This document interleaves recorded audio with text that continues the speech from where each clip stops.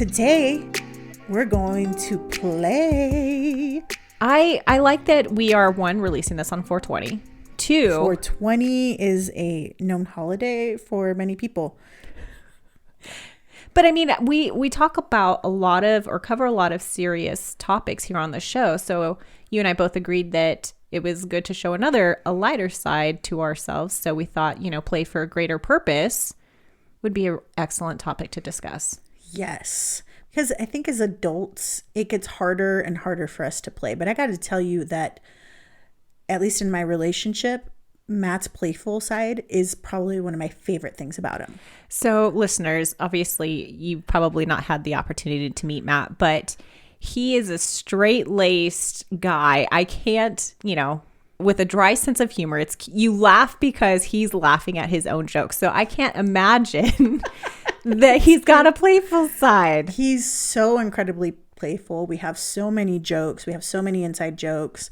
We have nicknames for just about everybody, which I probably shouldn't be saying on this podcast because no, I'm not telling any of you your nicknames. I already know mine. You already know yours. Yeah. And we've already shared that with the audience. So, naked girl in the house. What? I needed to be able to talk about the new people in my new surroundings back then. But yeah, he's got a really playful side, and I think it has to do with the fact that he's a Gemini, and so he's got this very dual serious personality. side, yeah, and then he's got the super playful, childlike. We're running up the stairs, like we make stupid dad and fart jokes like all the time, and just it's fun. And I think having some of that fun in there instead of everything being so serious all the time is really just nice. It's nice to break it up and just be able to laugh. Oh, absolutely. So my other half is very witty. He makes us laugh constantly. I mean, even when you come over, y'all are making fun of me, which you guys can just stop that now. But it's nice because I am a very serious person, especially being an executive at my company. I have several hats I have to wear. So I find it very hard to relinquish that. I know we talked about relinquishing control a few weeks back, but coming home, I mean, walking out of my home office into the house, I'm still pretty serious. So having someone that laughs and encourages you to laugh and to just not take yourself so seriously. Exactly. Is very refreshing, and it just provides that balance that I think my life needs. He had me rolling earlier today because we were recording one of our wine sessions on the most current episode, and Vince made a big deal about this bottle of champagne that we were drinking because his sister brought it from Italy. And so he starts making this big deal about how he didn't get any and it was his present. And Melissa leaves the room, and this was just fucking had me dying. And he goes, I really don't actually like champagne that much. This fucker. Okay, I'm glad you brought that up because he's not once. Like, that champagne has been in our cupboard for like at least 3 years. So the fact that he made like this big old stink about like how I didn't even like consider him and like offering him a glass, he can just shove it. I know you're listening right now. You can shove it. I was fucking dying. It was so funny because he was just like, I just like making a big deal and then out of that's things just to get a reaction. And absolutely. He did. He totally got a reaction. But I think having people, especially with our types of work, positions and whatnot, just having people who can make you laugh. Like, one of our friends, which, Ron has mentioned, so I can mention him now, Neil. Dude has me rolling all the time, and we're just laughing, and it's so much fun. And sometimes you need that cathartic belly laugh of just letting it go, because not only are you letting go of that laugh, but it somehow relaxes you. Well, and I think too with COVID, some of the best social media posts that we've experienced, either with the pod's Instagram or my personal, has been when you're just poking fun at yourself. I think one of our highest hit posts was when I created that reel when I was waiting for you to come over to the house, and Siria runs late constantly. So in the time that she was running late, I had the opportunity to not only film, but edit and post this reel of me waiting for her for, I think we were doing like a Christmas shoot or something like that. But that we got like, I think over 2,000 views and stuff because people want to laugh. And I think that's with COVID, it's a very serious topic. It's affected people, throughout the world. And so I think finding ways to shed light and to bring light into people's lives through laughter, I think is so important. Mm-hmm. Absolutely. And just, I think that's why we admire our comedians and our celebrities, our Robin Williams of the world, just giving us that gift of laughter, because it at least, you have to be in the moment, right? That's the only way that you get these moments of laughter and play, is by actually being present. And then you can remember that later on and have a good time, laugh about, that's the reason why people go back to their stories. Yeah, sometimes I get tired of hearing the same stories over and over again, but part of sharing in that community, that story of when you did something, or, you fell on your face, or you slid on some mud, whatever it was, it brings back that laughter. It brings back that memory. And it's just, I love that. And so I love being able to play spontaneously, but also find a way to actually carve out time to do the things that I liked. And so one of the things that, people suggest when you are trying to find your purpose, for example, or things that you want to do in life because, you don't like your job. One of the things I've heard over and over again is, what did you like doing when you were 10 years old? Try that. Mm-hmm. And for me, I can say I loved riding my bike, and I'm going to get a bike out here. I've been talking about it. I'm going to do it because I just loved that sense of freedom of being able to go wherever my legs would take me. And I want to just err on the side of caution when you are nostalgically thinking of things that you used to do when you were young. Oh, and yes, I say this, well, I say this because when COVID first happened, I've kept my rollerblades since I was like a teenager. And I was like, if not now, when? So I, strap in and I go, and I ate shit. I mean, so hard. I was bleeding. I'm surprised I didn't break a bone. And no, I was not safe when I did this. I wasn't wearing a helmet, but I should have been like basically in a bubble. Mm-hmm. So, I was all gauzed up. I wish I would have been there to see you. So I have to say, the pain didn't come later because, you have adrenaline running through your body, but I was glad that, one, I didn't break a bone, but two, no one saw. Like, the first thing I did is I immediately got up and like looked around to make sure no one saw what I just did. It was terrible. That's awesome. So for our listeners, though, we know that you ate shit because you just said that. But can you really paint the picture of what was going on here? Because I remember it had something to do with you thinking you could turn a corner, but you didn't. Okay, so I was going downhill. So when I was going up the hill, I was like, wow, this is pretty steep. I'm going to have a tough time coming down. And so when I was coming down, my old blades used to have a brake on either side. Well, this one only had one. So as I'm gaining speed on this road, and granted it was a bike path, so luckily there weren't any cars because I'm pretty sure I would have caused a traffic accident. But as I'm, careening down this hill, I'm just watching the lines on the bike path just speed by me. And I'm like, wow, I'm really gaining a lot of speed here. And so I see a turn coming up and I'm like, oh my God, like there's just no way I'm going to make this. So I'm starting to like ease into this turn and I'm like, I'm like halfway through the turn. I'm like, oh my God, I'm going to make it. And then all of a sudden I feel like my legs are starting to like give out and I just tumble. And as right before the moments before I tumble, I just like tell myself, Melissa, fall well. And I just made my body go limp. And that's exactly what I did. I tumbled and I rolled and I hurt myself. And I mean, you saw the bandages afterwards, but I had fun, but just be careful. Like, don't do me. Don't be me. If you're going to ride your bike, wear a helmet, stay on flat ground, stay in the bike path. Be careful. Well, yes, and all of those things are good But advice. Before I fell, though, I had a lot of fun. You did? I did. Have you been on them since? Hell no. But they're still there because I always tell myself at some point I need to get another break. But, and maybe some helmets and elbow pads, knee pads. Okay, so AKA the bubble. If rollerblading wasn't it, what is something that you like to do now to play? In talking about this topic, I was thinking, okay, well, when was the last time I played?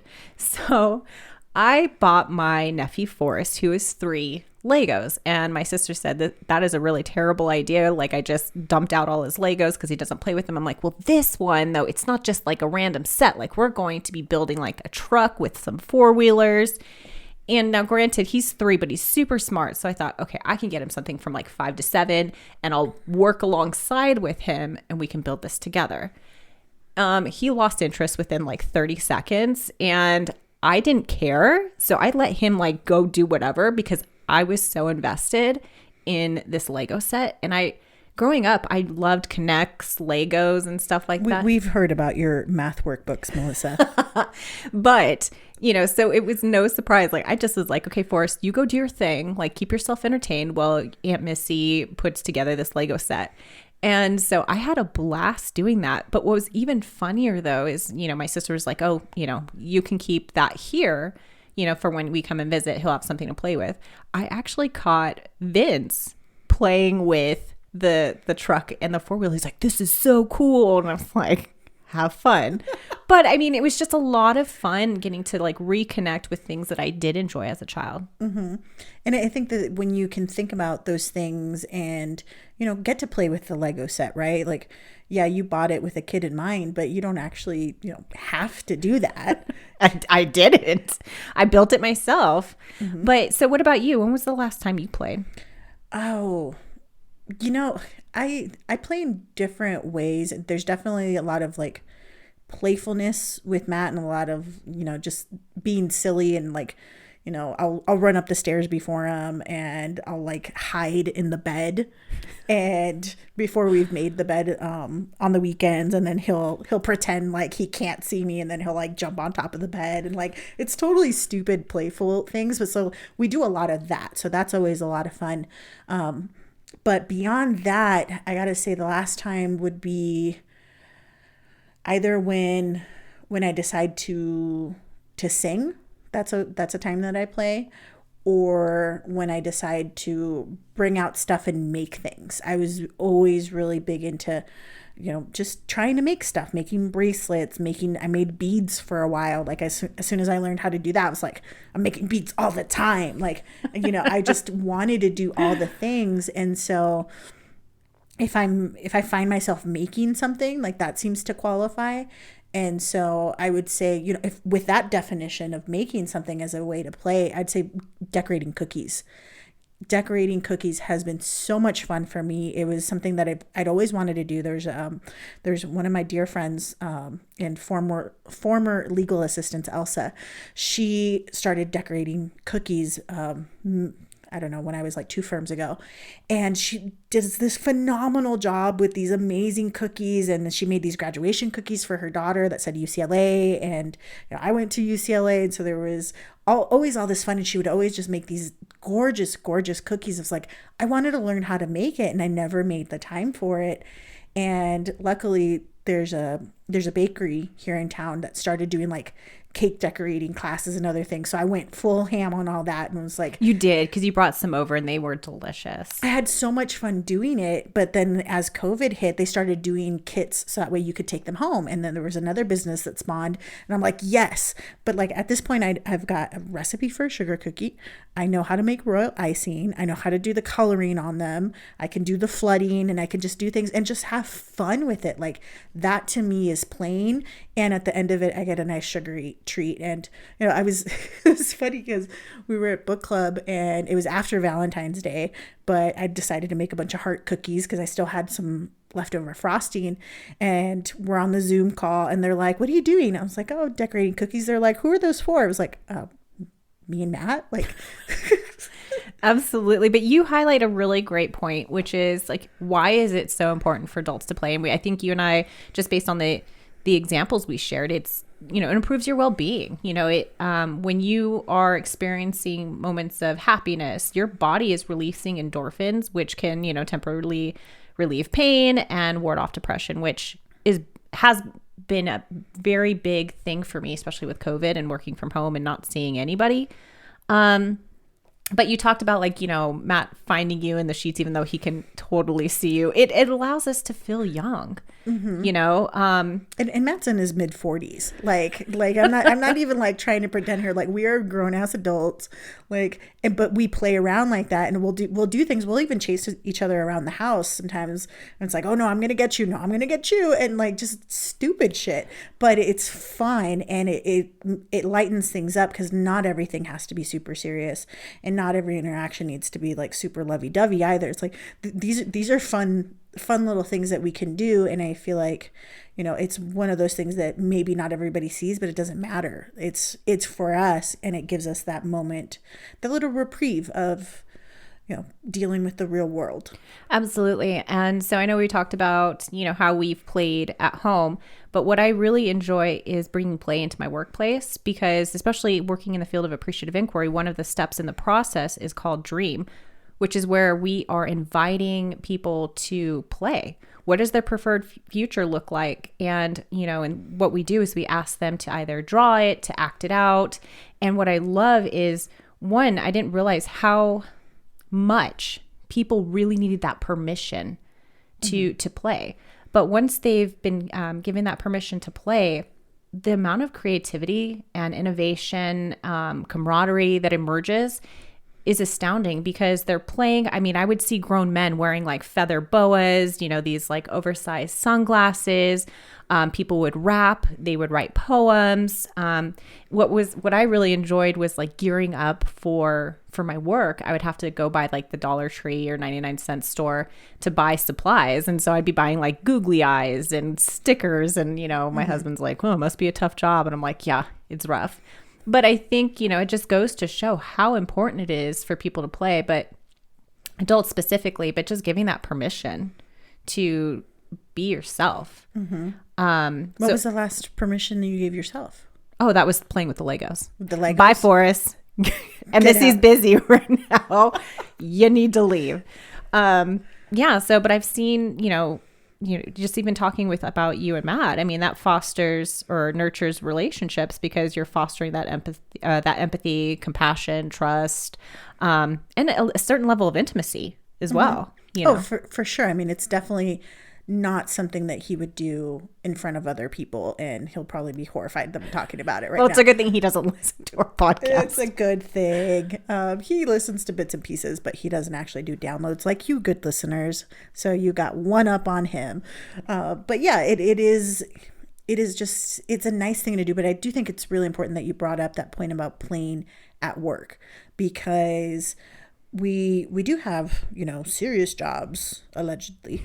But yeah, having that playfulness in there and just having that permission, I've seen where it can work. I did some group exercises that you helped me with, and getting people to play and create. One of the cool things that Bighorn has done is a Christmas decorating competition or a Halloween decorating competition, and people went all out. Like they were competitive because the firm likes to do those competition things, but they had a ton of fun just being creative and having that permission to, all right, there's money on the line. Who wants to win? Like that was a motivator, but really it was them wanting to bring their full creativity. One of the rooms did like an Insidious room, and it was freaking amazing. It was a glass mirror with like these plastic bodies coming out, so it looked like ghosts in the room. Mm-hmm. And then they had more of those bodies, and and there was a budget like of what you could spend. I think it was only like $25. So people were like, I already had this at home,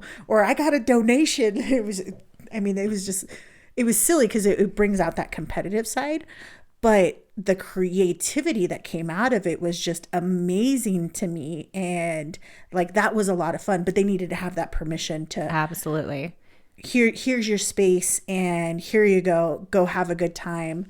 That room like will haunt my nightmares. But another thing I like about play, I mean, I do like a lot of solo activities. Like I like, yeah, you do. Oh, okay. Of course we went there. So, but I like puzzles. I like Sudoku. I like things that involve strategy. And there's so many solo activities there, Melissa. leaving out a few, but are you though? But what I like about it is it enhances brain function, and which is super important to me because dementia runs in my family. And so I feel, I mean, I just remember seeing my grandmother pass from that. And, to go that way would be terrible for me because I value learning, and to not be able to remember would be tough. So I try to also engage in things like that to help strengthen my brain function. And so engaging in stuff like that helps. Anything having to do with strategy. It could even just be like, it doesn't always have to be solo activities. It could be chess. It can be anything. I know people play Risk. I've never been a big Risk person. Monopoly, anything that requires strategy is supposed to help increase brain function as well. Well, if you know that you're doing it for that, does it take the joy out of it? No, not at all. That's just an added bonus, is the fact that I'm exercising my brain. You're such a nerd. I am, but that's not news to anyone here. But, one thing when we were kind of talking about this episode in terms of play, is just looking at hobbies. Like my mother, for example, she is just retired and she's looking for things to kind of take up her time. And, obviously with the Rona, everything's shut down. My mom is like building miniature houses. Like, where the hell that came from, I don't know. But now it kind of looks like a creepy, her living room is just full of these like little miniature doll houses. And I'm like, well, what are you doing with this? She's like, no, nothing. But she enjoys it though. So as creepy as I think it is, she's enjoying herself. She's keeping herself occupied. So, listeners, if you're interested in, playing for a greater purpose, definitely look for hobbies. I think hobbies and just finding different ways of exploring what that play could be. Because, I know we talk a lot about our daddy issues and, but I got to say my dad's hobby was always music. And he was a DJ when I was growing up. He still kind of tries to DJ now. But that was his thing. And it was always with the music and, back in the day making mixtapes and eventually CDs. And, if he could figure out the computer things, I think he'd probably make some playlists, but he's not there. But that is his space, right? Of just, that is where he's going to go to be happy. And really, well, what is that for us? Right? We're all going to have different things. I know, what? I really feel like doing something. I'm going to go draw. And so like I have a drawing book right now that I'm working my way through. And I don't do it consistently. But I'm constantly trying to do different things. So for a while it'll be cookie decorating, and then it'll go to drawing, or it'll go to making something. Even the fun stuff that we've done on videos and writing scripts, like all of that, to me, anything that is creating really satisfies that itch. But the bike itch is a different one, because it really has to do with that sense of freedom and just of limitless possibilities that I had as a kid, or where I felt it, because there were few moments where I would have that time by myself. And so riding the bike was just, I loved it. I did it when I did study abroad. I would rent the bike and, go touring around the cities. I did it in Seattle not in Seattle, in Vancouver, when I went to a supernatural convention. I rented a bike and it was raining and I didn't care. Like, I'm riding this bike. And so I rode the bike around Vancouver Island, and I sent a picture of myself, like a selfie, to Matt, and like that's his screen picture of me when I call, because I was having fun. I just had so much fun doing it. Now, don't ask me to go to a fucking spin class, because that's not the same thing. Okay? Oh my God, I love spin. Yeah, she declined. I declined. I very much like my lady parts. Thank you. But so you have hobbies, and then there's also like just doing something fun with others. And what I'm thinking of specifically is when you and I went on the scavenger hunt, which I organized for your birthday, which was a lot of fun. But we had to stop because we were in a not so nice part of Las Vegas, and it was nighttime, and we were dressed in Halloween attire. So I just don't feel like that was like the vibe.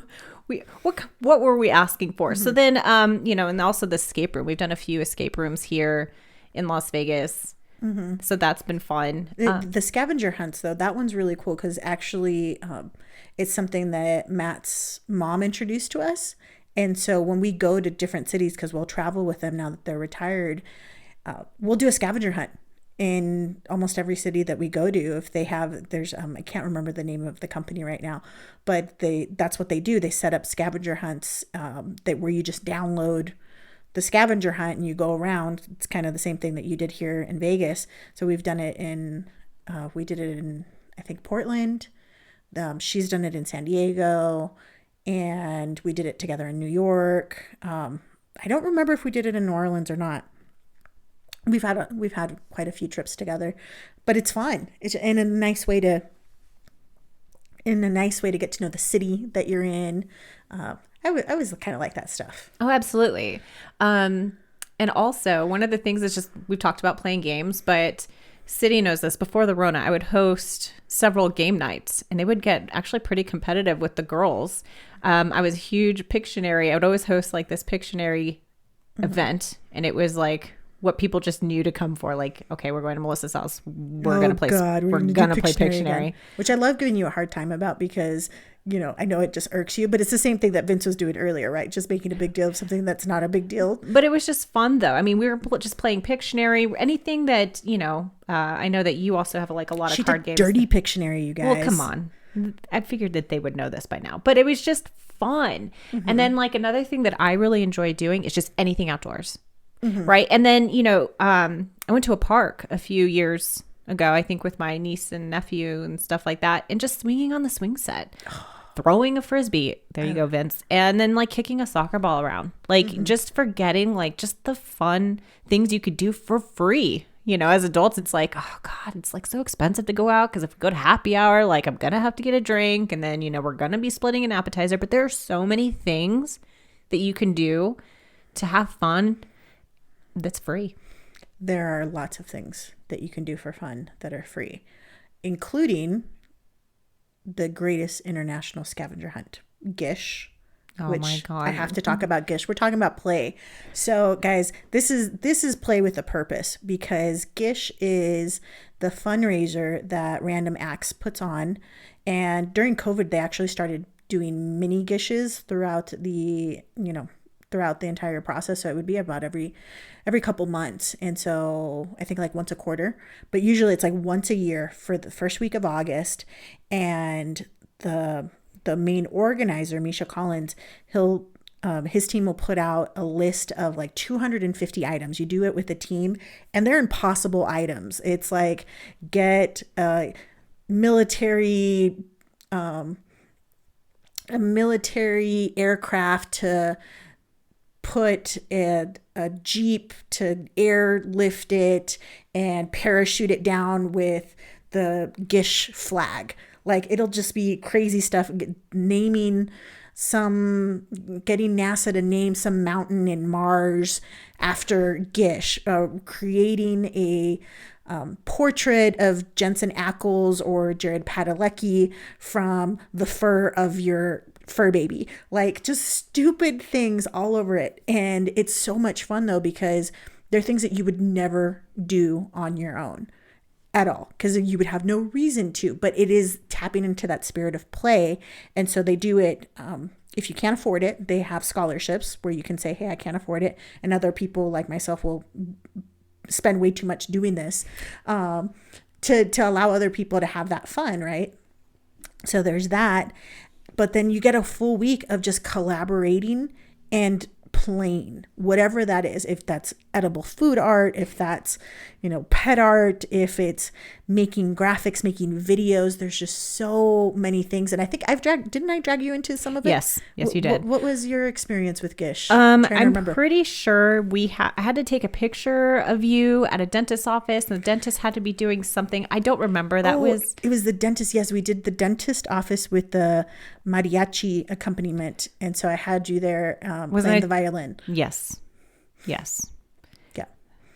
Matt has done several of these things with me. We went to the treatment plant here, and it was supposed to be the treatment plant along with like a symphony quartet or something. And so I had him go with me. I dressed up. He refused to dress up, but he was holding my flute. And Yeah, it was a conversation starter because the guy's like, what are you guys doing here? It's like, oh, we're doing this. It's for a scavenger hunt. And, so it was the scavenger hunt plus this creativity part that was just, it's amazing.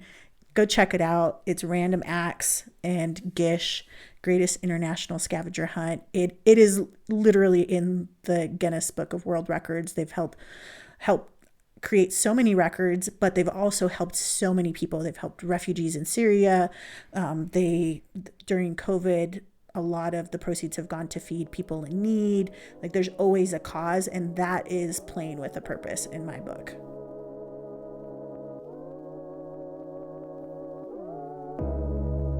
We want to hear from you. Not that you need our permission, but if you do, here it is. Go play. Have some fun and report back to us in our private Facebook group, Pivotal Moments HQ. We want to thank our producer and music director, Ron Johnson. This has been an Astronomicus DMR production. Thank you for listening. Remember, it's never too late and you're right on time.